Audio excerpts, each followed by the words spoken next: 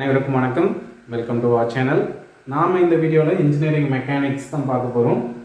So engineering mechanics அப்படிங்கிறது it is a branch of engineering science which deals with forces and its effects on bodies at rest or motion. ஒரு object இருக்குது, அந்த object ரெஸ்டில் இருக்கலாம் அல்லது மூவிங்கில் இருக்கலாம். அது மேலே ஃபோர்ஸ் ஆக்ட் ஆகும்போது அந்த பொருள் எந்த மாதிரி ரியாக்ட் பண்ணுது, அதோட ஆக்சலரேஷன், வெலாசிட்டி, டிஸ்பிளேஸ்மெண்ட், இந்த மாதிரி அதில் என்ன விளைவுகள் ஏற்படுது அப்படிங்கிறத பற்றி படிக்கிறது தான் இன்ஜினியரிங் மெக்கானிக்ஸ். ஓகே, ஸோ இதில் இன்ஜினியரிங் மெக்கானிக்ஸ் அப்படின்னு பார்க்கும்போது it deals with rigid bodies, அதனால இதை ரிஜிட் பாடி மெக்கானிக்ஸ் அப்படின்னு சொல்லுவோம். ஓகே, ரிஜிட் பாடினா என்ன அப்படின்னு பார்த்தீங்கன்னா, ஒரு ஆப்ஜெக்ட் மேலே, ஒரு பொருள் மேலே ஃபோர்ஸ் ஆக்ட் ஆகும்போது அந்த பொருளில் டிஃபார்மேஷன் ஏற்படக்கூடாது, அதுதான் ரிஜிட் பாடி. ஓகே, ஒரு ஐடியல் ரிஜிட் பாடி அப்படிங்கிறது when a force is applied on it, it should not undergo any deformation. deformation சுத்தமாக இருக்கக்கூடாது. பட் in practical cases கொஞ்சமாக அந்த பாடி வந்து டிஃபார்ம் ஆகலாம், அது வந்து நெக்லிஜிபிள் அமௌண்ட்டாக இருக்கும். ஓகே, டிஃபார்மேஷன் ரொம்ப ரொம்ப ரொம்ப மினிமமாக இருக்கும், அதுதான் வந்து ப்ராக்டிக்கலாக நம்ம சொல்லக்கூடியது. ஓகே, அப்போ இன்ஜினியரிங் மெக்கானிக்ஸ் அப்படிங்கிறது it is also called as rigid body mechanics. அப்போ ஃபோர்ஸ் ஆக்ட் ஆகும்போது அந்த பொருளில் அந்த டிஃபார்மேஷனுங்கிறது ரொம்ப ரொம்ப மினிமமாக இருக்கும். அதை நீங்கள் மைண்டில் நல்லா அண்டர்ஸ்டாண்ட் பண்ணிக்கலாம். ஓகே, இன்ஜினியரிங் மெக்கானிக்ஸை நம்ம ரெண்டு சப்டிவிஷன்ஸாக பார்க்கலாம். ஒன்று ஸ்டாட்டிக்ஸ், இன்னொன்று டைனமிக்ஸ். ஃபர்ஸ்ட் என்ன சொன்னேன், மூவிங் பாடி அல்லது ரெஸ்ட்ல இருக்கக்கூடிய பாடி, இந்த ரெண்டுத்து மேலே ஃபோர்ஸ் ஆக்ட் ஆகும்போது அதில் ஏற்படக்கூடிய அந்த பொருளில் என்னென்ன எஃபெக்ட்ஸ் கிரியேட் ஆகுது அப்படிங்கிறத பற்றி தான் படிக்க போகிறோம். அதில் ஸ்டாட்டிக்ஸ் அப்படின்னு பார்த்தீங்கன்னா it focus only on bodies at rest. அதாவது ஒரு பொருள் மூவ் ஆகலை, ஃபோர்ஸ் ஆக்ட் ஆனாலும் அந்த பொருள் அந்த இடத்த விட்டு மூவ் ஆகலை, எவ்வளோ ஃபோர்ஸ் ஆக்ட் ஆனாலும் அந்த பொருள் அங்கே தான் இருக்குது, அது வந்து ரெஸ்ட்ல தான் இருக்கு அப்படின்னா அதை பற்றி நம்ம படிக்கக்கூடியது தான் ஸ்டாட்டிக்ஸ். ஓகே, ஃபார் எக்ஸாம்பிள் நம்ம இந்த பில்டிங்ஸ்ல எல்லாம் பார்த்தீங்கன்னா பீம்ஸ் இருக்கு அப்படின்னா அந்த பீம்ஸ் வந்து எப்படி இருக்கும், ரெஸ்ட்ல தான் இருக்கும், அது மேலே ஃபோர்ஸ் ஆக்ட் ஆனாலும் அது ரெஸ்ட்ல தான் இருக்கும். ஸோ அந்த மாதிரி ரெஸ்ட்ல இருக்கக்கூடிய ஆப்ஜெக்ட்ஸை மட்டும் படிக்கக்கூடியது தான் வந்து ஸ்டாட்டிக்ஸ். செகண்ட் ஒன் பார்த்தீங்கன்னா டைனமிக்ஸ். டைனமிக்ஸ் அப்படின்னு பார்த்தீங்கன்னா அப்படியே மூவிங்ல இருக்கக்கூடிய ஆப்ஜெக்ட்ஸை பற்றி படிக்கக்கூடியது தான் டைனமிக்ஸ். ஸ்டாட்டிக்ஸ் அப்படிங்கிறது it focus only on bodies at rest. Dynamics அப்படின்னு பார்த்தீங்கன்னா it focus only on bodies at motion. It is very clear now. இப்போ டைனமிக்ஸ்லேயே பார்த்தீங்கன்னா ரெண்டு இருக்கு, ஒன்று கைனடிக்ஸ், இன்னொன்று கைனமேட்டிக்ஸ். ஓகே, கைனடிக்ஸ்ல பார்த்தீங்கன்னா நம்ம ஒரு ஆப்ஜெக்ட் மூவ் ஆகிட்டு இருக்கு, அது மேலே ஒரு ஃபோர்ஸ் ஆக்ட் ஆகுது. ஃபோர்ஸ் ஆக்ட் ஆகும்போது அந்த ஆப்ஜெக்ட் வந்து அதோட வெலாசிட்டி என்ன ஆகும், ஆக்சலரேஷன் என்ன ஆகும், இந்த மாதிரி படிப்போம். ஆஸ் வெல் ஆஸ் எவ்வளோ ஃபோர்ஸ் ஆக்ட் ஆகுது அப்படின்ற இந்த ஃபோர்ஸுக்கும் இதில் ஏற்படக்கூடிய எஃபெக்ட்ஸ் இருக்கு இல்லையா, இந்த ரெண்டுத்துக்கும் இடையில உள்ள ரிலேஷன்ஷிப் என்ன அப்படிங்கிறத பற்றி படிப்போம். Okay, deals with the relationship between force and the geometry of motion. Geometry of motion is nothing but இந்த ஒரு பொருள் மூவ் ஆகுது அப்படின்னா, மோஷன்ல இருக்கு அப்படின்னா அதுக்கு சம் வெலாசிட்டி இருக்கும், ஆக்சலரேஷன் இருக்கும், ஸோ டிஸ்பிளேஸ்மெண்ட் இருக்கும். இதெல்லாம் தான் வந்து ஜியாமெட்ரி ஆஃப் மோஷன் அப்படின்னு சொல்லுவோம். ஓகே, ஸோ இந்த டிஸ்பிளேஸ்மெண்ட், வெலாசிட்டி, ஃபோர்ஸ், இது ரெண்டுத்துக்கும் இடையில உள்ள ரிலேஷன்ஷிப் என்ன அப்படிங்கிறத பற்றி படிக்கிறது தான் கைனடிக்ஸ். கைனமேட்டிக்ஸ்ல என்ன பண்ணுவோம் அப்படின்னு பார்த்தீங்கன்னா we will focus only on geometry of motion. Velocity என்ன, ஆக்சலரேஷன் என்ன, ஸோ இந்த மாதிரி அந்த மோஷனோட ஜியாமெட்ரி மேலே மட்டும் ஃபோக்கஸ் பண்ணுவோம். we will not consider the force. எந்த ஃபோர்ஸ் அது மேலே ஆக்ட் ஆகுதோ, எதனால் இந்த பொருள் மூவ் ஆகுதோ, இந்த பொருளில் அந்த சேஞ்சஸ் நடக்குதோ, அந்த ஃபோர்ஸை பற்றி நம்ம கன்சிடர் பண்ண மாட்டோம். Without considering the force we will only focus on geometry of motion. இதுதான் வித்தியாசம். கைனடிக்ஸ்ல force and geometry of motion இந்த ரெண்டுத்துக்கும் இடையில என்ன ரிலேஷன்ஷிப் அப்படிங்கறத டிஸ்கஸ் பண்ணுவோம். கைனமேட்டிக்ஸ்ல ஃபோர்ஸை பத்தி நம்ம ஒரி பண்ணவே மாட்டோம். இந்த மூவிங் ஆப்ஜெக்ட்ல என்னென்ன சேஞ்சஸ்லாம் நடக்குது அப்படிங்கறத மட்டும் ஃபோக்கஸ் பண்ணுவோம், அவ்வளவுதான். Okay, next let us come to the basic what force na enna. Force is a physical quantity and it is a vector quantity namakku nallave theriyum. Okay, force is a vector quantity, it has both magnitude and direction. So force அப்படினு சொல்லும்போது அது வந்து எந்த டைரக்ஷன்ல act ஆகுது அப்படிங்கறதோட தான் நம்ம சொல்லி ஆகும். Okay, so it is a physical quantity that will try to change the state of the body. ஒரு ரெஸ்ட்ல இருக்கிற பாடியை மூவ் பண்றதுக்கு ட்ரை பண்ணலாம், இல்ல மூவிங்ல இருக்கக்கூடிய ஒரு பாடியை அதோட வெலாசிட்டியை இன்க்ரீஸ் பண்ணலாம் அல்லது அதோட வெலாசிட்டியை டிக்ரீஸ் பண்ணலாம், டைரக்ஷனை சேஞ்ச் பண்ணலாம். இந்த மாதிரி ஒரு ஆப்ஜெக்ட் வெதர் அது வந்து ரெஸ்ட்ல இருக்கா இல்ல மோஷன்ல இருக்கா அப்படிங்கறத பத்தி எல்லாம் கவலை இல்லை. அது மேல அந்த பிசிக்கல் குவாண்டிட்டி ஃபோர்ஸ் ஆக்ட் ஆகும்போது என்ன ஆகும் அப்படின்னு பாத்தீங்கன்னா அந்த particular object will experience something like அதோட ஸ்பீட் இன்க்ரீஸ் ஆகும், அதோட ஸ்பீட் ரெடியூஸ் ஆகும், இல்லை அதோட இப்போ ரெஸ்ட்ல இருக்கு அப்படின்னா அதோட ஸ்டேட் ஆஃப் ரெஸ்ட் வந்து மாறி மோஷன் மூவிங் ஆக தொடங்கும், மூவ் ஆக தொடங்கும். ஸோ இந்த மாதிரி இருக்கக்கூடியது தான், இந்த மாதிரி ஒரு பொருள்ல ஒரு மாற்றத்தை ஏற்படுத்தக்கூடிய ஒரு குவான்டிட்டி தான், பிசிக்கல் குவான்டிட்டி தான் ஃபோர்ஸ். ஃபோர்ஸோட SI யூனிட் நியூட்டன் அப்படிங்கிறது நமக்கு நல்லாவே தெரியும். The SI unit of force is Newton. அப்போ 1 நியூட்டன்னா என்ன சார்? What is 1 Newton?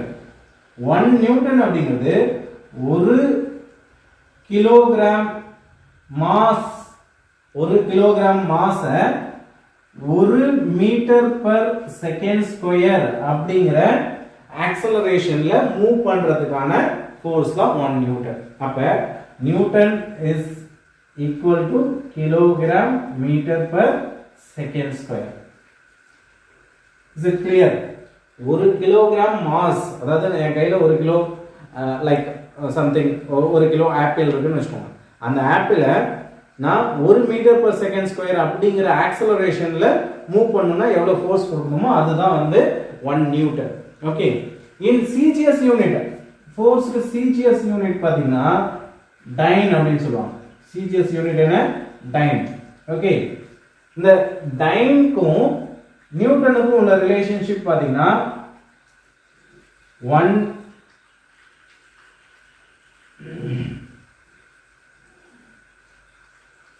1 Newton is equal to 10 power 5 dynes.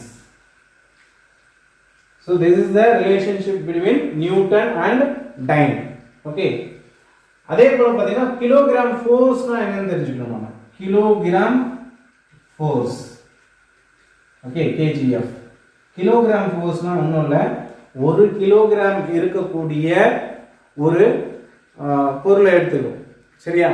அந்த பொருளை நாம இப்படி ஹோல்ட் பண்ணும்போது கிராவிட்டினால அந்த பொருள் கீழே நோக்கி மூவ் ஆகிறதுக்கு ட்ரை பண்ணும் இல்லையா?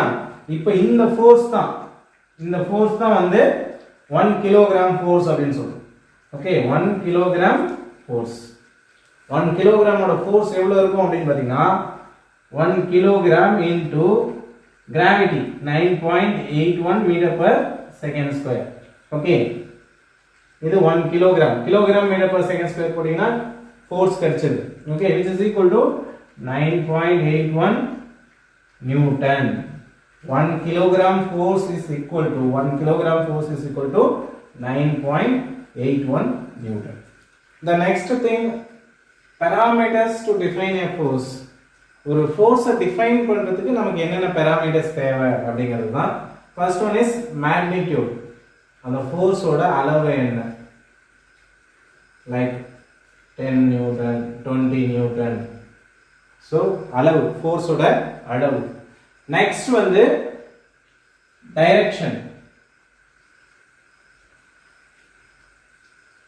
அந்த ஃபோர்ஸ் வந்து எந்த திசையில செயல்படுது அப்படிங்கறத நம்ம மென்ஷன் பண்ணணும்.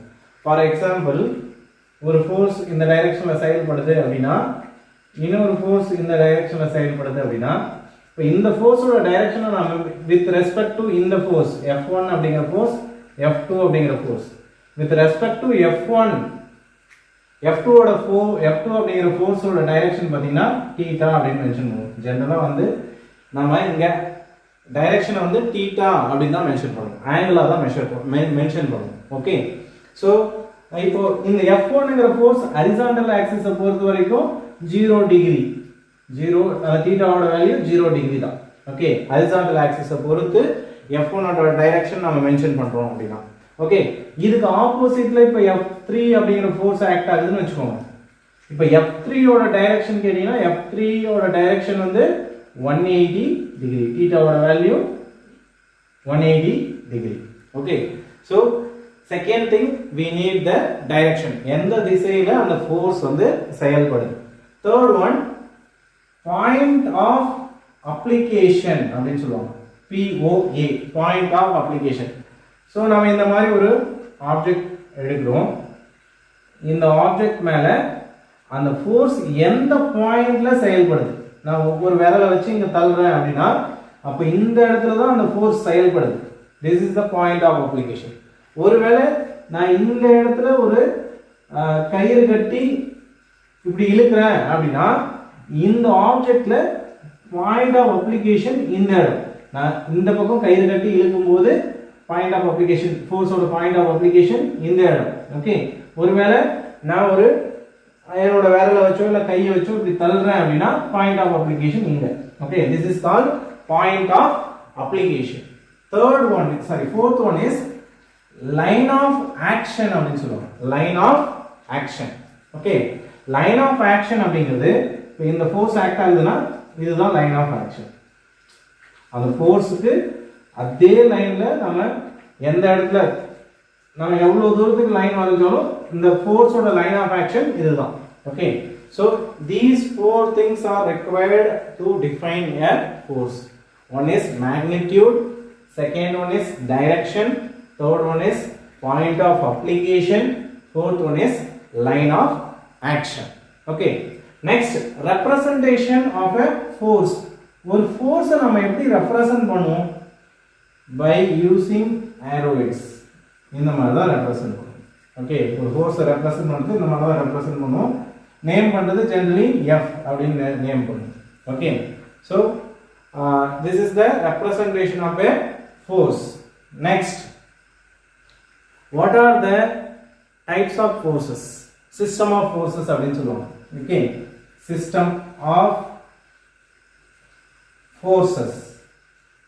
forces எப்படி எல்லாம் நம்ம வகைப்படுத்தலாம் அப்படினு பாத்தீங்கன்னா first thing coplanar and non coplanar அப்படினு பிரிக்கலாம். coplanar, non coplanar.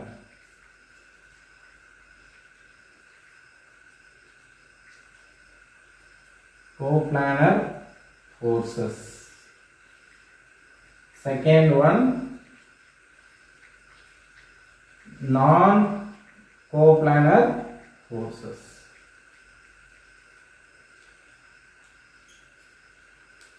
So coplanar forces and non coplanar forces என்ன டிஃபரன்ஸ் அப்படினு பாத்தீங்கன்னா coplanar forces எல்லாமே ஒரே பிளேன்ல வந்து ஆக்ட் ஆகும்.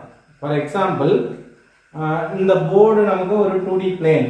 ஓகே, சோ இந்த பிளேன்ல தான் எல்லா ஃபோர்ஸும் நான் ஒரு 5 ஃபோர்ஸ் கன்சிடர் பண்றேன். F1, F2, F3, F4, F5. Okay, 5 ஃபோர்ஸ்மே இப்படி ஆக்ட் ஆகுதுன்னு வெச்சுக்கலாம்.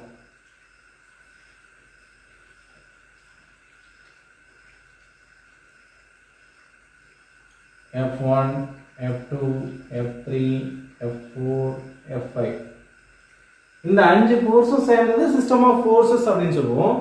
இந்த 5 ஃபோர்ஸஸ்மே சேம் பிளேன்ல ஆக்ட் ஆகுது. இந்த போர்டை ஒரு பிளேனா கன்சிடர் பண்ணும்போது சேம் பிளேன்ல ஆக்ட் ஆகுது. So these 5 forces are called coplanar forces. Okay, non coplanar forcesனா என்ன? இப்போ நான் ரெண்டு பிளேனை கன்சிடர் பண்றேன்.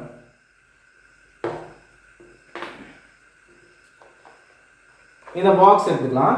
இங்க ஒரு பிளேன் இருக்கு.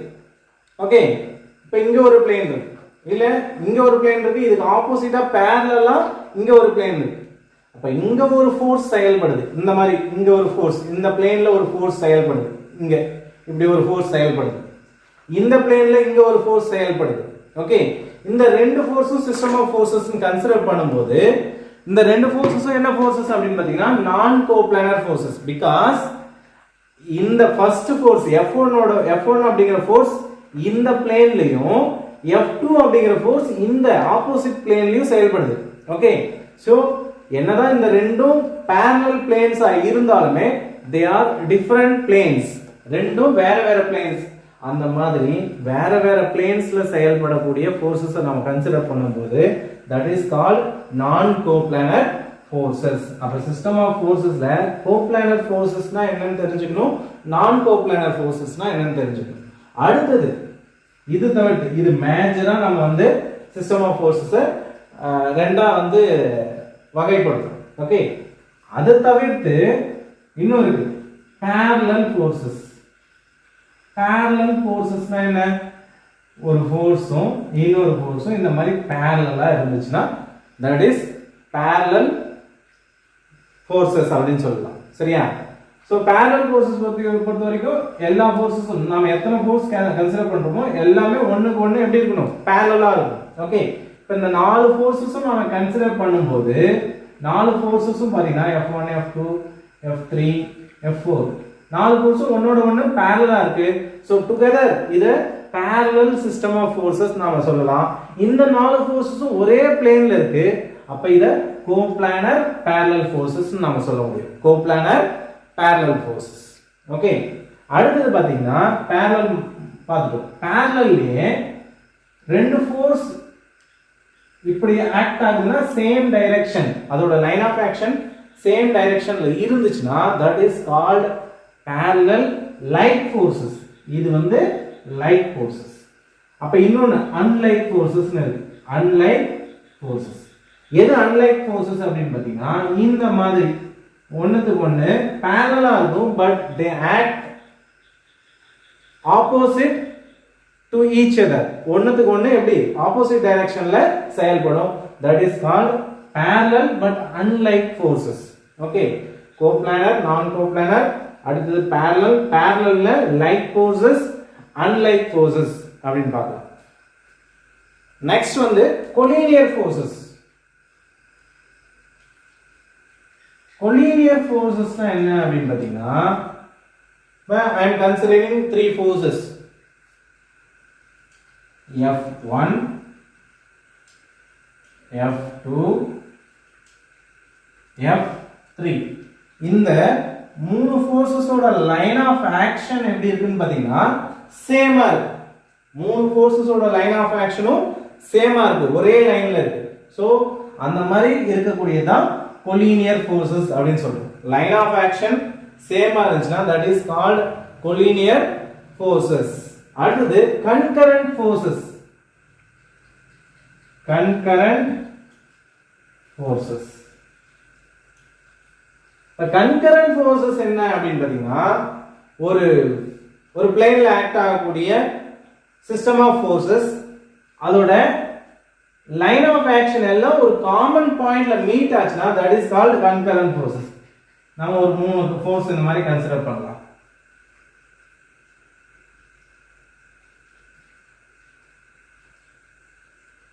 இப்போ இதோட லைன் ஆஃப் ஆக்ஷன்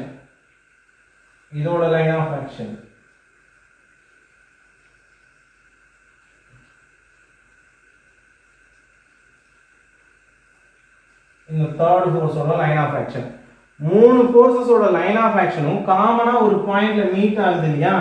இந்த மாதிரி ஃபோர்ஸஸோட லைன் ஆஃப் ஆக்ஷன் ஒரு காமன் பாயிண்ட்ல மீட் ஆச்சுன்னா that is called concurrent force system அப்படினு சொல்லுவோம். ஓகே, சோ நாம என்னென்ன பார்த்திருக்கோம், coplanar forceனா என்னன்னு பார்த்திருக்கோம். ஒரே சேம் பிளேன்ல எல்லா ஃபோர்ஸஸும் இருந்துச்சுன்னா that is coplanar forces. non coplanar forces அப்படினு சொல்லும்போது ஃபோர்ஸஸ் எல்லாமே ஒரே பிளேன்ல இல்லாம வேற வேற பிளேன்ல இருந்துச்சுன்னா that is non coplanar forces. Next parallel forcesனா என்னன்னு பார்த்தோம், ஒரு ஃபோர்ஸும் இன்னொரு ஃபோர்ஸும் ஒண்ணுக்கு ஒண்ணு இணையா செயல்பட்டுச்சுன்னா அது வந்து parallel forces னு பார்த்தோம். நெக்ஸ்ட் parallel forcesலயே like forces, அதோட டைரக்ஷன் வந்து சேமா இருந்துச்சுன்னா that is called like forces.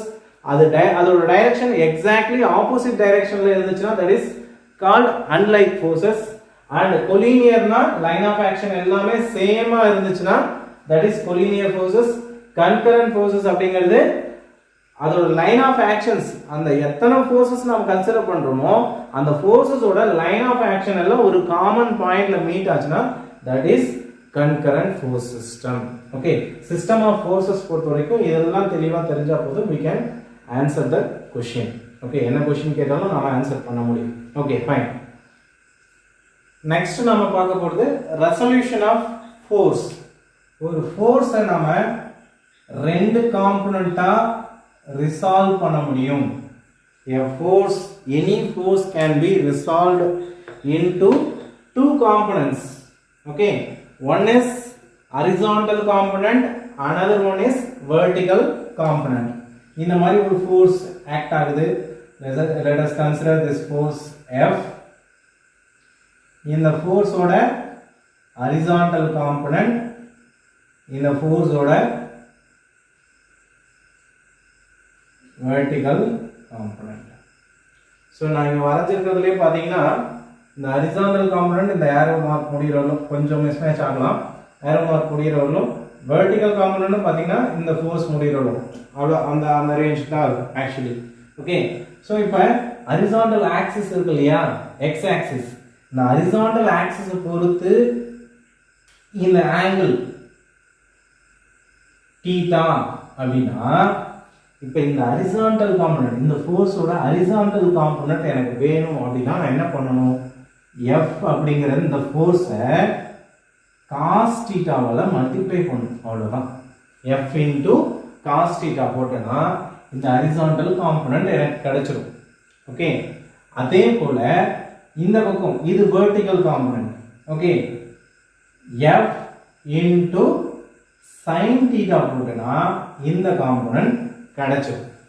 In case sir எனக்கு இந்த ஆங்கிள் தெரியாது பட் இந்த ஆங்கிள் தெரியும் அப்படினா இது அப்படியே தலைகீழா மாறிடும். இது f cos theta ஆயிடும், இது f sin theta ஆயிடும். சோ இந்த கான்செப்ட் மட்டும் கொஞ்சம் கிளியரா அண்டர்ஸ்டாண்ட் பண்ணிக்கோங்க. θ எந்த ஆங்கிள் தெரியுமோ அந்த பக்கம் இருக்கக்கூடிய காம்போனன்ட் எனக்கு cos theta வால மல்டிப்ளை பண்ணா கிடைக்கும். ஓகே, சோ இந்த component nothing but horizontal component of F. இது vertical component of F. F அப்படிங்கிற force ஓட horizontal component Fx equal to F into cos theta. F ங்கற force ஓட vertical component Fy equal to F into sin theta. நீங்க எந்த ஒரு forceையும் எந்த force எடுத்தாலும் அத horizontal component ஆவும் vertical component ஆவும் பிரிக்க முடியும். ஓகே, இப்போ சார் எனக்கு ஃபோர்ஸே இப்படிதான் இருக்கு, என்னோட ஃபோர்ஸே இதுதான், ஹரிசாண்டலா தான் ஆக்ட் ஆகுது.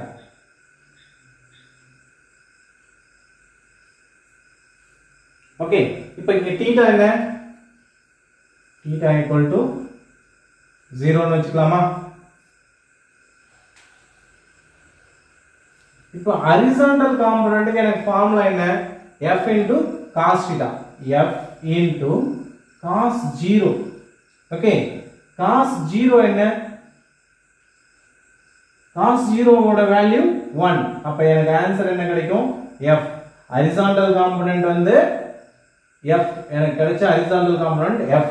ஓகே, வெர்டிகல் காம்போனன்ட் இந்த ஃபோர்ஸ் ஓட வெர்டிகல் காம்போனன்ட் நமக்கு பார்த்தாலே தெரியும் வெர்டிகல் காம்போனன்ட் 0 ன்னு சொல்லிட்டு நாம calculate பண்ணுவோமே, F y vertical component equal to F into sin theta. Okay, F into sin 0, theta ஓட வேல்யூ 0, sin 0 0, அப்ப Fy equal to 0 ஆயிடும். Is it clear?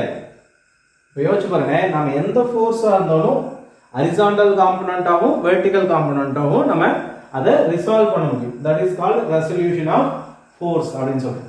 Okay, resultant of force, ஃபோர்ஸோட ரிசல்டன்ட் ஆஃப் ஃபோர்ஸ் எப்ப கண்டுபிடிப்போம், ஒரு ஃபோர்ஸ்க்கு மேல forces act ஆகுது அப்படின்னா அந்த டோட்டல் ஃபோர்ஸ் என்ன அப்படின்னு கால்குலேட் பண்ணுவோம் இல்லையா, அதுதான் வந்து ரிசல்டன்ட் ஃபோர்ஸ் அப்படின்னு சொல்லுவோம். ஃபார் எக்ஸாம்பிள்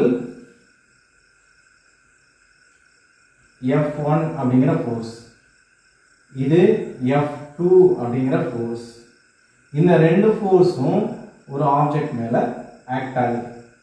ஓகே, இப்போ எனக்கு ரிசல்டன்ட் ஃபோர்ஸ் வேணும்னா என்ன பண்ணுவேன், இந்த ரெண்டுத்தோட ஆங்கிள் டைரக்ஷனும் சேம், அதனால ஸ்ட்ரெயிட் அவே நம்ம F1 plus F2 அப்படின்னு போட்டு நம்ம ரிசல்டன்ட் ஃபோர்ஸை கண்டுபிடிச்சிடலாம். ரிசல்டன்ட்டோட டைரக்ஷனும் சேம் டைரக்ஷன்ல தான் இருக்கும் பிகாஸ் இந்த ரெண்டு ஃபோர்ஸோட டைரக்ஷனும் சேமா இருக்கு.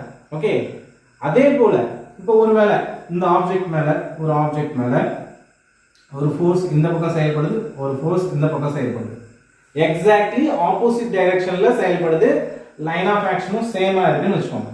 ஸோ இந்த மாதிரி சமயத்துல ரிசல்டன்ட் ஆர் ஈக்குவல் டு இது F1 இது F2ன்னு வச்சுக்கோங்க.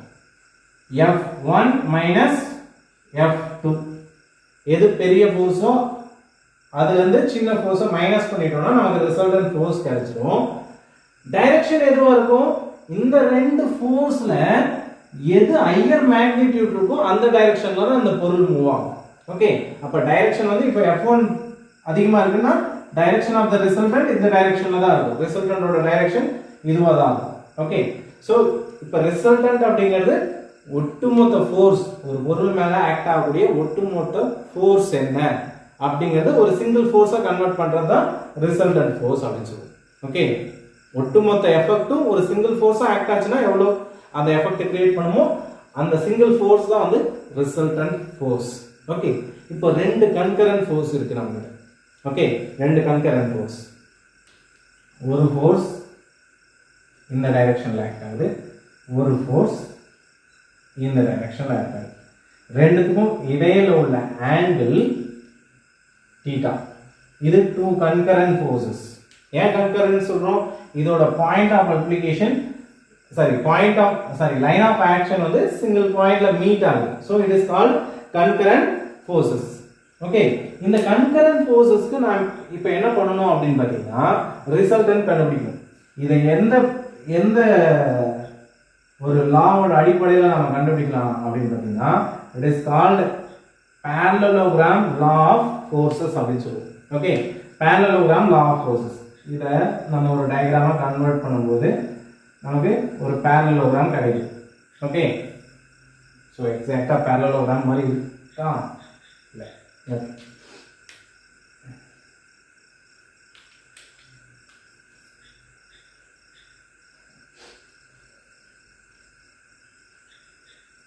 Okay, now it looks like a parallelogram. So இந்த ரெண்டுத்துக்கும் உள்ள ஆங்கிள் தீட்டா அப்படின்னு சொல்லியிருக்கேன். இப்போ ஃபார் எக்ஸாம்பிள் இது P அப்படிங்கிற ஃபோர்ஸ், இது Q அப்படிங்கிற ஃபோர்ஸ். ஓகே, நாம இந்த இடத்த ஒரு ரைட் ஆங்கிள் ட்ரையாங்கிளா கன்வெர்ட் பண்ண ட்ரை பண்றோம். ஓகே, ரைட் ஆங்கிள் ட்ரையாங்கிளா கன்வெர்ட் பண்றோம்.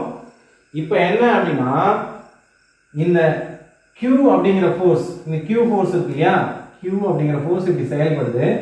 அதை இப்படி ஒரு காம்பனண்டாவும் இப்படி ஒரு காம்பனண்டாவும் நான் பிரிக்க முடியும் இல்லையா? I can split this Q into horizontal and vertical component. இதோட horizontal component என்னவா இருக்கும்னு பார்த்தீங்கன்னா Q ஓட horizontal component Q into cos theta, vertical component Q into sin theta. இதை தானே நாம மேல பார்த்தோம் இங்க. ஓகே, அப்ப இதோட அளவும் சேமா இருக்கும். ஓகே, அதனால இது Q cos theta, இந்த அளவும் சேமா இருக்கும். ஓகே, இங்க இருக்கிறது தானே, இங்க போட்டோம்னா வர பாருங்க, இதே தான் இங்க இருக்கிறது. ஓகே, சோ அப்ப இது Q sin theta. அப்ப இந்த ட்ரையாங்கிள் ஒரு ட்ரையாங்கிள் ஃபார்ம் ஆயிருக்காங்க. ஓகே, என்ன ட்ரையாங்கிள் அப்படின்னு பாத்தீங்கன்னா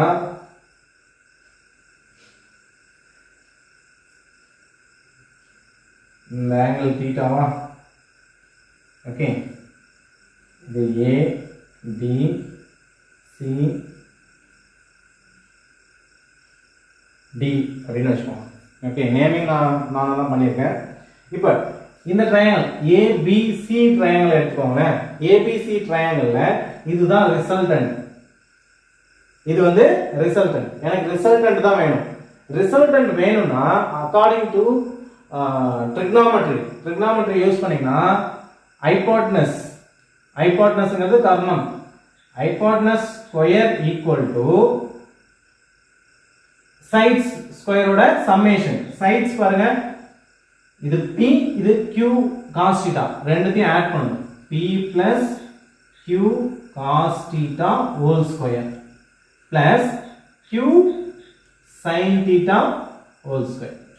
அப்ப நமக்கு என்ன இத சால்வ் பண்ணீங்கன்னா என்ன கிடைக்கும் p square plus q square cos square θ plus 2pq cos θ plus q square sin square θ. இங்க q ஸ்கொயர் இருக்கு, இங்க q ஸ்கொயர் இருக்கு. அப்ப நீங்க காமனா வெளியே எடுத்தீங்கன்னா p square plus 2pq cos θ plus q square into cos square plus sin square cos square θ plus sin square θ 1 ஆயிடும். Okay, cos square θ plus sin square θ 1. அப்ப ஃபைனலா நமக்கு கிடைச்சிருக்கிறது இந்த ஈக்குவேஷன்ல இருந்து நமக்கு ஃபைனலா கிடைக்கிறது பாத்தீங்கன்னா r square equal to p square plus q square plus 2pq cos theta. Sorry, am I right? Yes, p square plus q square plus 2pq cos theta.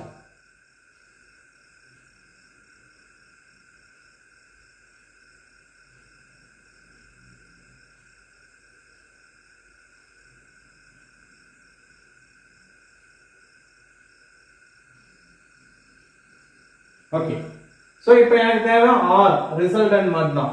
Resultant equal to square root of p square plus q square plus 2pq cos theta. This is the formula for the resultant. So இந்த formula ஞாபகம் வச்சுக்கோங்க. Resultant parallelogram law of forces படி ரெண்டு concurrent forces act ஆகும்போது அதோட resultant கண்டுபிடிக்கணும்னா r equal to p square plus q square plus 2pq cos theta, or else இந்த மாதிரி நான் ஒருவேளை forces f1 f2 ன்னு எடுத்துட்டேன்னா f1 square plus f2 square plus 2f1 f2 cos theta இவ்வளவுதான். Okay, square root of இது கிளியரா understand ஆயிருக்கும். So resultant direction நான் கண்டுபிடிக்கணும். ரிசல்டன்ட் பாருங்க, இந்த ஹரிசாண்டல் ஆக்சிஸ்ல இருந்து இந்த டைரக்ஷன்ல ரிசல்டன்ட் போகுது. இந்த ஆங்கிள் இதுதான் வந்து ரிசல்டன்ட்டோட டைரக்ஷன். சோ நான் ஃபார் எக்ஸாம்பிள் அத பைன்னு எடுத்துக்கிறேன். ஓகே, பைன்னு எடுத்துக்கிறேன். இப்ப பை தான் எனக்கு தெரியணும், அந்த ஆங்கிள் தான் தெரியணும். ஓகே, சோ இது பை, இந்த ஆங்கிள் பை அப்படிங்கும்போது இந்த பையை கால்குலேட் பண்றது இந்த ட்ரையாங்கிள் கன்சிடர் பண்ணுங்க, ABC இந்த ட்ரையாங்கிள். ஓகே, சோ இந்த ABC அப்படிங்கிற ட்ரையாங்கிளை கன்சிடர் பண்ணீங்கன்னா இங்கேயும் ட்ரிகோனோமெட்ரி தான் அப்ளை பண்ணணும். டைரக்ஷன் கண்டுபிடிக்கிறது, direction of r pi. Okay, so tan pi நம்ம கண்டுபிடிக்க போறது tan pi. tan theta formula என்ன? trigonometryல tan theta ஃபார்முலா என்ன? ரைட் ஆங்கிள் ட்ரையாங்கிள் எடுத்தீங்கன்னா opposite by adjacent. இங்க ஆப்போசிட் என்ன? q sin theta. ஆப்போசிட் வந்து q sin theta. adjacent வந்து p plus q cos theta. p plus q cos theta. That's it.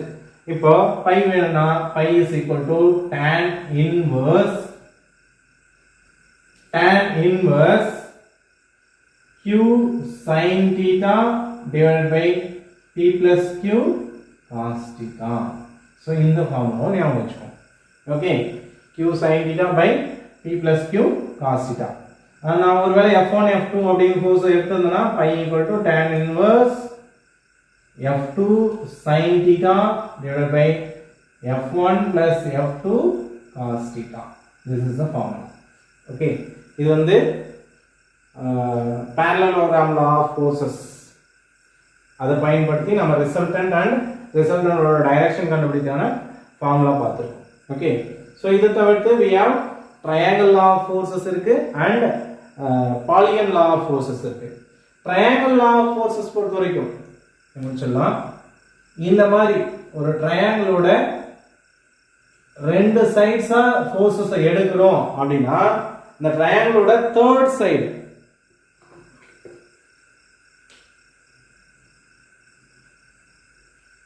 அதுதான் இந்த ரெண்டு ஃபோர்ஸோட ரிசல்டன்ட்டா இருக்கும் அப்படிங்கிறது தான் triangle law of forces. Okay, triangle law of ஃபோர்ஸஸ்ல ஃபோர்ஸஸ் F1 F2 ரெண்டுமே டேக்கன் இன் ஆர்டர்னா ஒரே டைரக்ஷன்ல ஆன்டி கிளாக் வைஸ்ல போகுது. ரிசல்டன்ட் எப்படி இருக்கும்?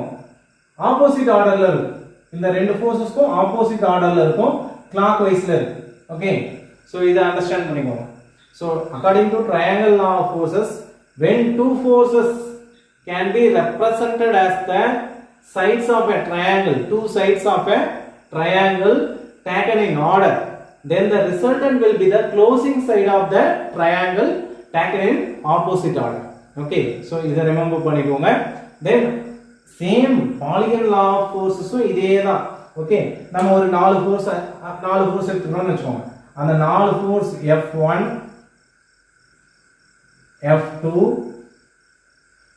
F3 F4, இது நாலு ஃபோர்ஸஸும் ஒரு பாலிகனோட நாலு சைட்ஸா நம்ம கன்சிடர் பண்ணும்போது ரெப்ரசன்ட் பண்ண முடியும். அப்படின்னா இந்த நாலு ஃபோர்ஸஸோட ரிசல்டன்ட் வந்து இந்த பாலிகனோட க்ளோசிங் சைடா இருக்கும், taken in opposite order. எப்படி இங்க இந்த ஃபோர்ஸஸ்லாம் ஒரு டைரக்ஷன்லயும் ரிசல்டன்ட் அதுக்கு ஆப்போசிட் டைரக்ஷன்லயும் ஆக்ட் ஆகுதோ அந்த மாதிரி இந்த forces all the forces are taken in order.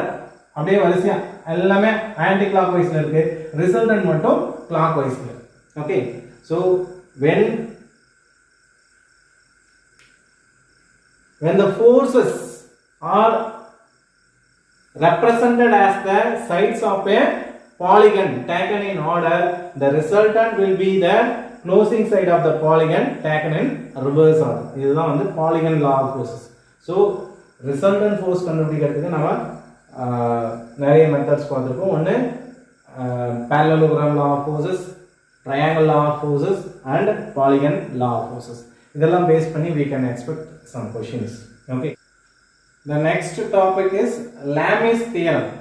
Lami's theorem எங்க applicable அப்படினு பாத்தீங்கன்னா when three concurrent forces are in equilibrium. Understand the point? When three concurrent forces are in equilibrium, equilibriumல இருக்கு அப்படினா so இந்த மாதிரி okay, three forces P, Q, R are the three forces. They are concurrent forces and they are in equilibrium. அதனால இந்த மூணு ஃபோர்ஸஸும் ஒண்ணுக்கு ஒண்ணு கடைசியா கேன்சல் ஆயிட்டு அது எந்த பொருள் மேல ஆக்ட் ஆகுதோ அந்த பொருளை எந்த விதத்திலயும் டிஸ்டர்ப் பண்ணாது. ஸோ அந்த மாதிரி மூணு ஃபோர்ஸஸ் ஈக்குலிபிரியம் கண்டிஷன்ல இருக்கும்போது இப்போ P அப்படிங்கிற ஃபோர்ஸுக்கு ஆப்போசிட்ல இருக்கக்கூடிய ஆங்கிள், அதாவது மற்ற ரெண்டு ஃபோர்ஸஸ்க்கும் இடையில இருக்கக்கூடிய ஆங்கிள் ஆல்பா, Q அப்படிங்கிற ஃபோர்ஸ்க்கு ஆப்போசிட்ல PR அதுக்கு இடையில உள்ள ஆங்கிள் பீட்டா and PQ இதுக்கு இடையில உள்ள ஆங்கிள் காமா.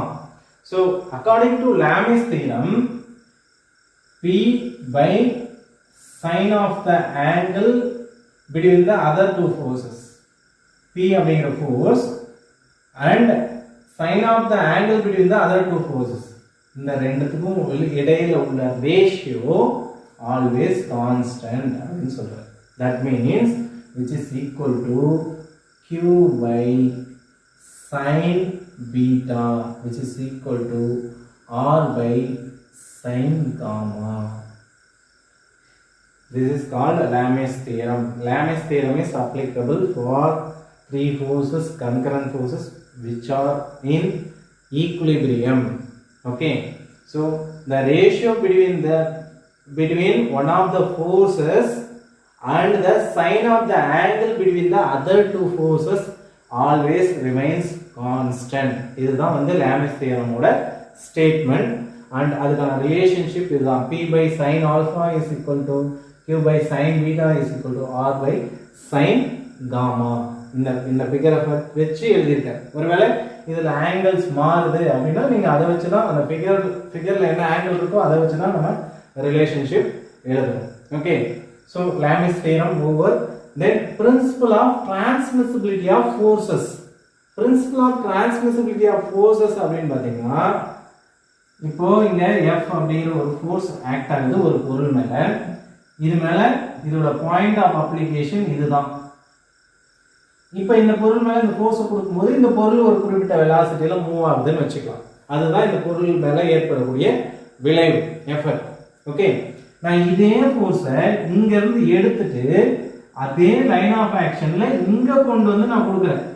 முன்ன வந்து புஷ் பண்ண, இப்போ புல் பண்றேன். ஓகே, ஸோ ஃபோர்ஸோட பாயிண்ட் ஆஃப் அப்ளிகேஷனை நான் சேஞ்ச் பண்ணுறேன்.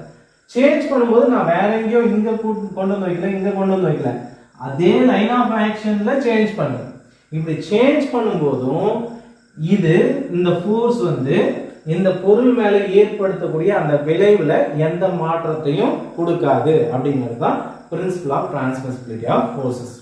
I can shift the force on this particular body along the same line of action anywhere on the body. நான் எங்க வேணாலும் தள்ளி வைக்கலாம். ஓகே, ஆனா என்ன கண்டிஷன்? சேம் லைன் ஆஃப் ஆக்ஷன்ல எங்க வேணாலும் தள்ளி வைக்கலாம்.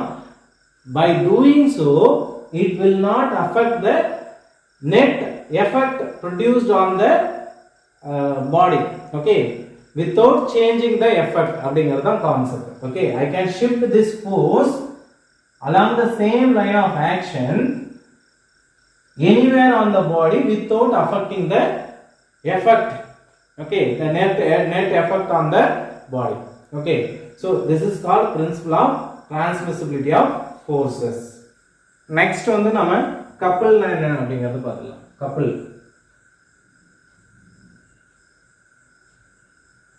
two equal and opposite forces F two equal and opposite forces constitute a couple. ரெண்டு ஈக்குவல் ஆப்போசிட் ஃபோர்ஸஸ் சேர்ந்து ஒரு கப்பலை வந்து கிரியேட் பண்ணும். ரெண்டு ஃபோர்ஸஸ்க்கும் இடையில ஒரு சம் டிஸ்டன்ஸ் d இருக்கும். ஓகே,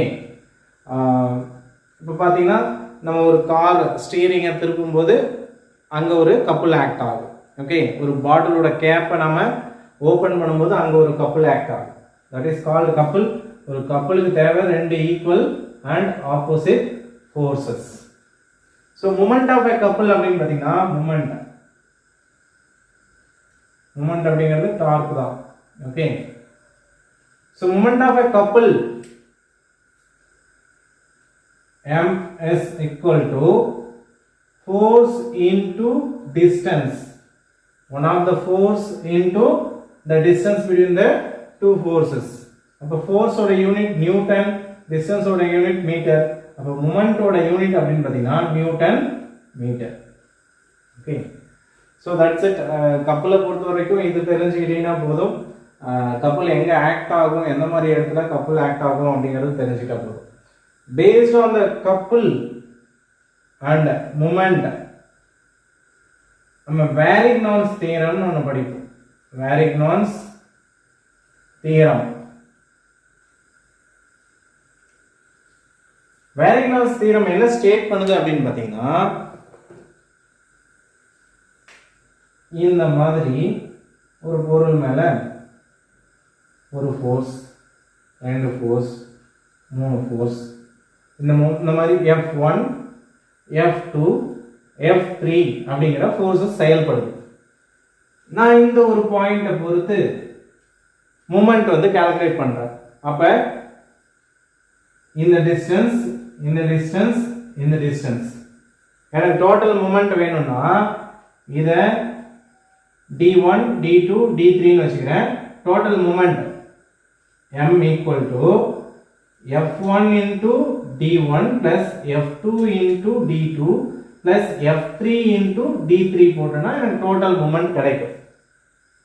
நான் இதை சிம்பிளிஃபை பண்றதுக்காக என்ன பண்றேன், இந்த மூணு ஃபோர்ஸஸும் சேர்த்து ஒரு சிங்கிள் ஃபோர்ஸா கன்வெர்ட் பண்றேன். அந்த சிங்கிள் ஃபோர்ஸ் வேற ஒன்றும் இல்லை, ரிசல்டன்ட் ஃபோர்ஸ். அந்த ரிசல்டன்ட் ஃபோர்ஸ் இங்க செயல்படுதுன்னு வச்சுக்கோங்க. இந்த டிஸ்டன்ஸ் d ன்னு வச்சுக்கலாம். இப்போ இந்த ரிசல்டன்ட் ஃபோர்ஸ் இன்டு இந்த டிஸ்டன்ஸ் போட்டேன்னா எனக்கு ஒரு மூமெண்ட் கிடைக்குமா? அந்த மூமெண்டோட வேல்யூவும் இப்போ நான் தனித்தனியா மூமெண்ட் கண்டுபிடிச்சோம் இல்லையா, இந்த மூமெண்டோட வேல்யூ எப்படி இருக்கும் அப்படின்னு பார்த்தீங்கன்னா சேமா இருக்கும். இதுதான் Varignon's theorem. The algebraic sum of the total moment of the individual forces about a point is equal to the moment of the resultant of these three forces about the same point. Okay, these two moments will be equal அப்படிங்கிறது தான் வேரிக்னான்ஸ் theorem வந்து state பண்ணுது. The next topic is friction. Friction அப்படிங்கிறது பார்த்தீங்கன்னா the force that opposes the motion between two surface. So அதுதான் நம்ம friction அப்படின்னு சொல்றோம். ஒரு ஆப்ஜெக்ட் இருக்கு, அந்த ஆப்ஜெக்ட் மேல இன்னொரு ஆப்ஜெக்ட் இருக்கு. இப்போ கீழே இருக்கிற ஆப்ஜெக்ட் மேல இருக்கிற ஆப்ஜெக்ட் மூவ் ஆக போகுது அப்படின்னா அந்த மூவ் ஆகிறதுக்கு அந்த மோஷன் செகண்ட் பாடி வந்து ஃபர்ஸ்ட் பாடி மேல மூவ் ஆகுது இல்லையா, அந்த மோஷனுக்கு ஒரு ரெசிஸ்டன்ஸ் ஃபோர்ஸ் ஆக்ட் ஆகும் இல்லையா, அந்த ரெசிஸ்டன்ஸ் ஃபோர்ஸ் தான் நம்ம ஃப்ரிக்ஷன் அப்படின்னு சொல்றோம். ஸோ ஃப்ரிக்ஷன் பேசிக்கா எப்பவுமே வந்து அப்ளைடு ஃபோர்ஸுக்கு ஆப்போசிட் டைரக்ஷன்ல செயல்படும்.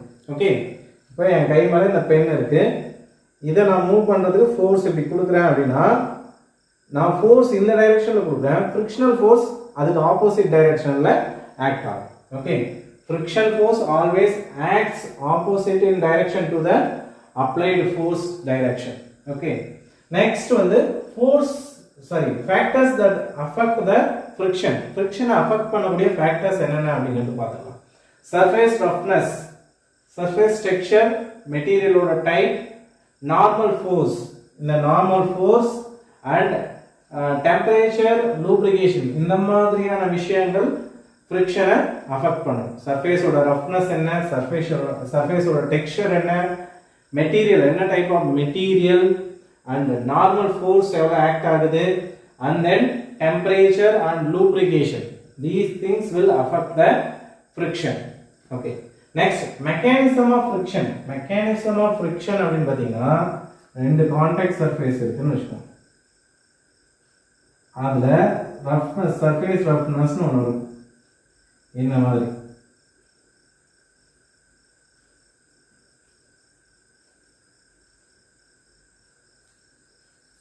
சர்ஃபேஸ் ரஃப்னஸ்ங்கிறது அந்த சின்ன சின்ன மேடு பள்ளங்கள் இருக்கும். ஓகே, ஸோ அது ஒன்னோட ஒன்று இந்த ஆப்ஜெக்ட்ல இருக்கக்கூடிய அந்த மேடு பள்ளமும் இதில் இருக்கக்கூடியதும் ஒன்னோட ஒன்று இன்டர்லாக் ஆகி இருக்கும்.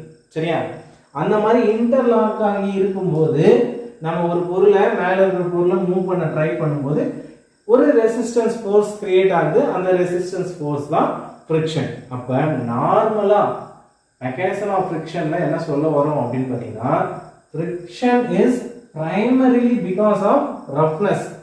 ஃப்ரிக்ஷன் ஏற்படுறதுக்கு முதன்மையான காரணம் என்ன அப்படின்னு பார்த்தீங்கன்னா the roughness of the contact surfaces. ரெண்டு சர்ஃபேஸ் கான்டாக்ட்ல இருக்கு இல்லையா, அந்த ரெண்டு சர்ஃபேஸோட சர்ஃபேஸ் ரஃப்னஸ் தான் இந்த ஃப்ரிக்ஷன் ஏற்படுறதுக்கான முதன்மையான காரணம் அப்படின்னு சொல்றோம். ஓகே, நெக்ஸ்ட் நம்ம வந்து இந்த ஃபிகர்ல ஒரு ஆப்ஜெக்ட் இருக்கு, அது ஒரு ஃப்ளோர் மேல இருக்கு அப்படின்னு நினைச்சுக்கலாம். அதோட weight let us consider W. Weight வந்து W ன்னு வச்சுக்கலாம். அண்ட் தென் அந்த வெயிட் ஈக்குவலான நார்மல் ஃபோர்ஸ் வந்து இங்க ஆக்ட் ஆகும். இந்த ஆப்ஜெக்ட்ல நான் P அப்படிங்கிற ஃபோர்ஸ் கொடுத்து இழுக்கிறேன், P அப்படிங்கிற ஃபோர்ஸ் அப்ளை பண்ணி இழுக்கிறேன்னா அதுக்கு ஆப்போசிட்ல ஃப்ரிக்ஷன் ஃபோர்ஸ் F வந்து ஆக்ட் ஆகும். இப்போ என்ன அப்படின்னு பார்த்தீங்கன்னா நான் P அப்படிங்கிற ஃபோர்ஸை இன்க்ரீஸ் பண்ணனா ஃப்ரிக்ஷன் ஃபோர்ஸும் இன்க்ரீஸ் ஆகும். நான் எந்த அளவுக்கு இன்க்ரீஸ் பண்ணனோ அந்த அளவுக்கு ஃப்ரிக்ஷன் ஃபோர்ஸும் இன்க்ரீஸ் ஆகும். இந்த ஆங்கிள் எப்பவும் 45 டிகிரி இருக்கும். ஓகே, பிகாஸ் ஃப்ரிக்ஷன் ஃபோர்ஸ் நான் இந்த ஃபோர்ஸ் எவ்வளவு கொடுக்குறேனோ அதே அளவுக்கு தான் இந்த ஃபோர்ஸும் இருக்கும். நான் P அப்படிங்கிற ஃபோர்ஸ் வந்து 10 நியூட்டன் கொடுக்குறேன் அப்படின்னா ஃப்ரிக்ஷனல் ஃபோர்ஸும் எவ்வளவு தான் இருக்கும், 10 நியூட்டன் தான் இருக்கும். ஓகே, நெக்ஸ்ட் நான் இந்த ஃபோர்ஸை 20 நியூட்டனா இன்க்ரீஸ் பண்றேன் அப்படின்னா இந்த ஃபோர்ஸும் 20 நியூட்டனா இன்க்ரீஸ் ஆகிட்டே வரும். எது வரையிலும் அப்படின்னு பார்த்தீங்கன்னா ஒரு குறிப்பிட்ட லிமிட் வரணும். அதுக்கு மேல என்ன ஆகும் அப்படின்னு பார்த்தீங்கன்னா இந்த பொருள் ஃப்ரிக்ஷன் ஃபோர்ஸ் குறைஞ்சு இந்த பொருள் மூவ் ஆக ஆரம்பிச்சிடும். அந்த இடத்தை தான் நம்ம லிமிட்டிங் ஃப்ரிக்ஷன் அப்படின்னு சொல்லுவோம். அந்த பாயிண்ட் பேரு limiting friction or impending motion அப்படின்னு சொல்லுவோம். Impending motion. நம்ம பொதுவாகவே வந்து ஒரு ஆப்ஜெக்ட் தலைமையில ஃப்ளோர்ல இருக்கக்கூடிய ஒரு ஆப்ஜெக்டை மூவ் பண்றதுக்கு ட்ரை பண்றோம் அப்படின்னா ஃபர்ஸ்ட் அந்த ஃபோர்ஸ் கொடுத்து, ஃபார் எக்ஸாம்பிள் ஒரு பீரோ இருக்கு, அதை நம்ம புஷ் பண்றதுக்கு ட்ரை பண்றோம், ஃபோர்ஸ் கொடுத்து தள்ளுவோம். கொஞ்ச நேரம் ஃபோர்ஸ் கொடுத்து தள்ளும் போது வந்து ரொம்ப அதிகமாக ஃபோர்ஸ் கொடுக்குற மாதிரி இருக்கும்.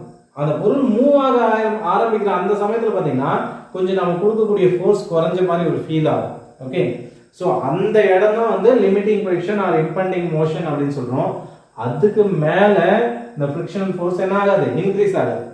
அந்த இடத்துல ஃப்ரிக்ஷனல் ஃபோர்ஸ் என்ன ஆயிடுது, ட்ராப் ஆகி கொஞ்சம் குறைஞ்சிருது. ஃப்ரிக்ஷனல் ஃபோர்ஸ் வந்து குறைஞ்சது. அதை வந்து FK அப்படின்னு சொல்கிறோம். That is called kinetic friction. அதாவது அந்த பாடி மூவ் ஆகும்போது ஏற்படக்கூடிய ஃப்ரிக்ஷன் வந்து கைனடிக் ஃப்ரிக்ஷன் அப்படின்னு சொல்லுவோம். FK அப்படிங்கிறது கைனடிக் ஃப்ரிக்ஷன். F மேக்ஸிமம் அப்படிங்கிறது லிமிட்டிங் ஃப்ரிக்ஷன். F மேக்ஸிமம் வந்து லிமிட்டிங் ஃப்ரிக்ஷன். FK அப்படிங்கிறது கைனடிக் ஃப்ரிக்ஷன். அதே மாதிரி FS ன்னு சொன்னீங்கன்னா அது வந்து ஸ்டாட்டிக் ஃப்ரிக்ஷன். ஸ்டாட்டிக் ஃப்ரிக்ஷன்னா என்ன அப்படின்னு பார்த்தீங்கன்னா, நான் இந்த இடத்துல ஜீரோல இருக்கிற ஃபோர்ஸை கொஞ்சம் இன்க்ரீஸ் பண்றேன், ஃப்ரிக்ஷன் கொஞ்சம் இன்க்ரீஸ் ஆகுது. ஓகே, இன்னும் கொஞ்சம் இன்க்ரீஸ் பண்றேன், ஃப்ரிக்ஷன் இன்னும் கொஞ்சம் இன்க்ரீஸ் ஆகுது. பட் இந்த பொருள் மூவ் ஆகுதா அப்படின்னு கேட்டீங்கன்னா மூவ் ஆகுது, அதே பிளேஸ்ல தான் இருக்கு. ஓகே, அதை மூவ் பண்ற அளவுக்கு நான் ஃபோர்ஸ் கொடுக்கல. அப்ப இந்த இடத்துல அந்த ஃப்ரிக்ஷனோட அளவு இருக்கு இல்லையா, அதுதான் வந்து ஸ்டாட்டிக் ஃப்ரிக்ஷன். பொருள் மூவ் ஆகாம நான் ஃபோர்ஸ் இன்க்ரீஸ் பண்ண பொருள் மூவ் ஆகாம அங்கேயே இருந்துச்சுன்னா ஃப்ரிக்ஷனும் இன்க்ரீஸ் ஆகும். பட் அந்த ஃப்ரிக்ஷன் எல்லாமே வந்து ஸ்டாட்டிக் ஃப்ரிக்ஷன் அப்படின்னு சொல்லுவோம். ஒன்ஸ் மேக்ஸிமம் அமௌண்ட் ஆஃப் ஃப்ரிக்ஷனை ரீச் பண்ணிடுச்சு, இதுக்கு மேல ஒரு எக்ஸ்ட்ரா ஃபோர்ஸ் நான் கொடுக்குறேன் அப்படின்னா அந்த எக்ஸ்ட்ரா ஃபோர்ஸ் என்ன பண்ணும், அந்த பொருளை மூவ் பண்ண ஆரம்பிச்சிடும். அந்த இடத்துல ஃப்ரிக்ஷன் கொஞ்சம் குறைஞ்சிடும். ஓகே, ஸோ அந்த மாதிரி அந்த மேக்ஸிமம் ஃப்ரிக்ஷன் தான் வந்து limiting friction or impending motion அப்படின்னு சொல்லுவோம். ஓகே, இப்போ இங்க என்ன நீங்க அண்டர்ஸ்டாண்ட் பண்ணிக்கணும் அப்படின்னு கேட்டீங்கன்னா, the value of limiting friction F maximum is always greater than F S and F K. Kinetic friction, static friction, இந்த ரெண்டு ஃப்ரிக்ஷனை விட லிமிட்டிங் ஃப்ரிக்ஷனோட வேல்யூ எப்பவுமே அதிகமாக இருக்கும் அப்படிங்கிறத நம்ம அண்டர்ஸ்டாண்ட் பண்ணணும். ஓகே, தென் நம்ம இதில் 3 கேசஸ் வந்து பார்க்க போகிறோம். ஃபர்ஸ்ட் கேஸ் வந்து when P equal to F, P equal to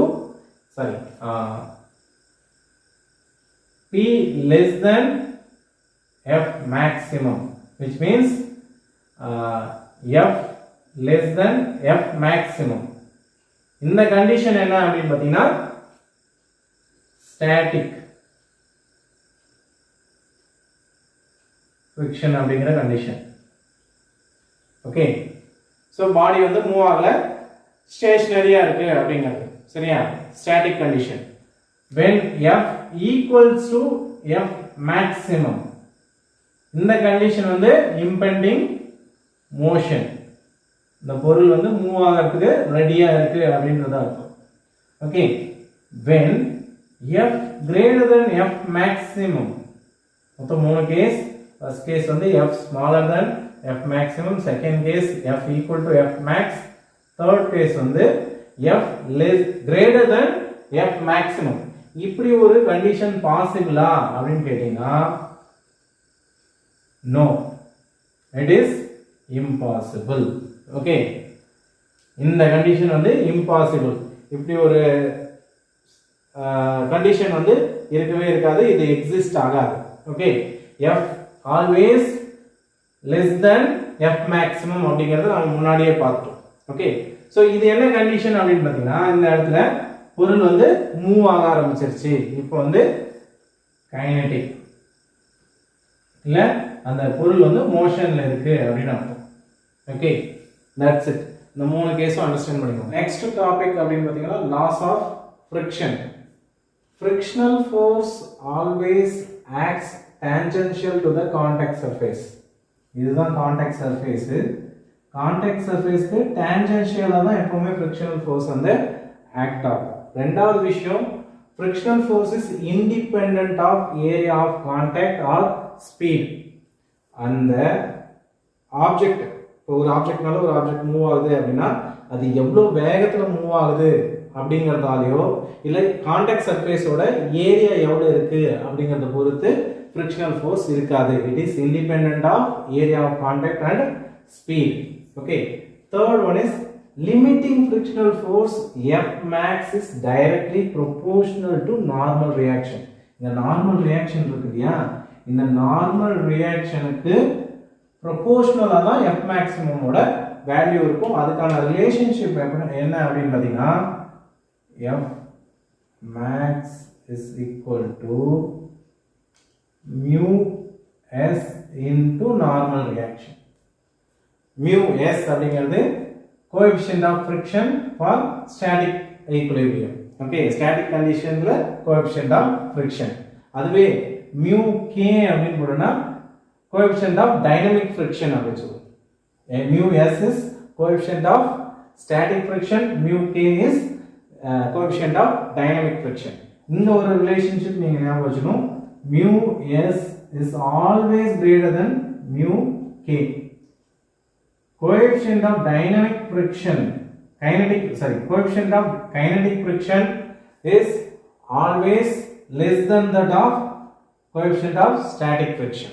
இந்த ரிலேஷன்ஷிப் ஞாபகம் வச்சுக்கோங்க எப்பவுமே. ஓகே, இப்போ என்ன அப்படின்னா அடுத்தது நாம பார்க்க போறது இந்த விஷயம் சொல்லிட்டேன். ஓகே, அடுத்தது நாம பார்க்க போறது angle of friction phi.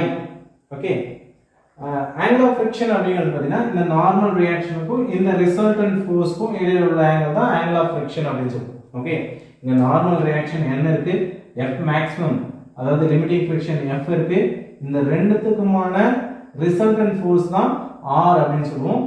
இந்த நார்மல் ரியாக்ஷனுக்கும் இந்த ரிசல்டன்ட் ஃபோர்ஸ் Rக்கும் இடையில உள்ள ஆங்கிள் தான் angle of friction. அதை ஞாபகம் வச்சுக்கோங்க. ஓகே, இந்த angle of friction எப்படி சார் கண்டுபிடிக்கலாம் அப்படின்னு பார்த்தீங்கன்னா இப்போ எனக்கு ரெண்டு காம்போனன்ட் n என்ற ஒரு காம்போனன்ட் இருக்கு, F மேக்ஸிமம் அப்படிங்கிற ஒரு காம்போனன்ட் இருக்கு. இந்த R ஓட ரெண்டு காம்போனன்ட் தான் இது. ஓகே, இப்போ என்ன பண்றேன், இந்த ரெண்டு காம்போனன்ட்டையும் நான் எப்படி எழுதலாம்னு பாருங்க. இந்த W அப்படிங்கறத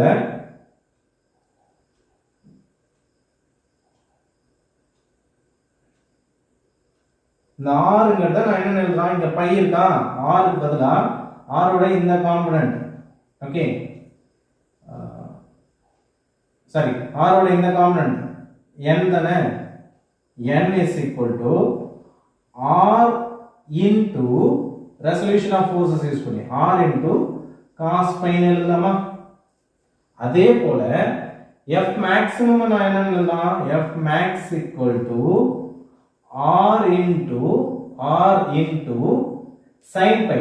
அதாவது பை இருக்கிற அந்த காம்போனன்ட்டை காஸோட மல்டிப்ளை பண்ணனும், பை இல்லாம ஆங்கிள் இல்லாம அடுத்த காம்போனன்ட்டை சைனால மல்டிப்ளை பண்ணனும்னு சொல்லியிருந்தேன். ஓகே, இப்போ இது ரெண்டையும் நான் டிவைட் பண்ணும்போது என்ன ஆகுது பாருங்க, r r கேன்சல் ஆயிடும், sin phi by cos phi tan phi கிடைச்சிருச்சா. அப்ப F maximum வேல்யூ என்ன, mu s into n, mu s into n divided by n equal to tan phi. எனக்கு தேவை phi, angle of friction தான். Phi is equal to tan inverse என்ன cancel ஆயிடுச்சு, mu s. So I got the angle of friction phi equal to tan inverse of mu s.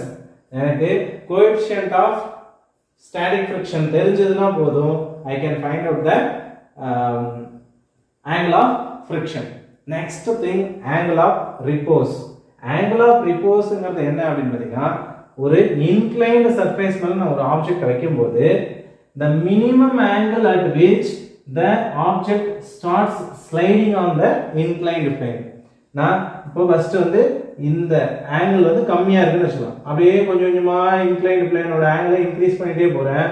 at certain point இது மேல வச்சிருக்கிற அந்த object என்ன ஆகும், slide ஆக ஸ்டார்ட் பண்ணும். ஓகே, அந்த minimum angle at which the object slide ஆக ஸ்டார்ட் பண்ணுது இல்லையா, அந்த ஆங்கிள் தான் angle of repose அப்படின்னு சொல்றோம். ஓகே, angle of repose இங்க கண்டுபிடிக்கிறதுக்கு நான் என்ன பண்றேன் அப்படின்னு பார்த்தீங்கன்னா, ஃபர்ஸ்ட் இந்த ஆப்ஜெக்ட் இருக்கு, இந்த ஆப்ஜெக்ட்டோட வெயிட் இப்படி ஆக்ட் ஆகும்.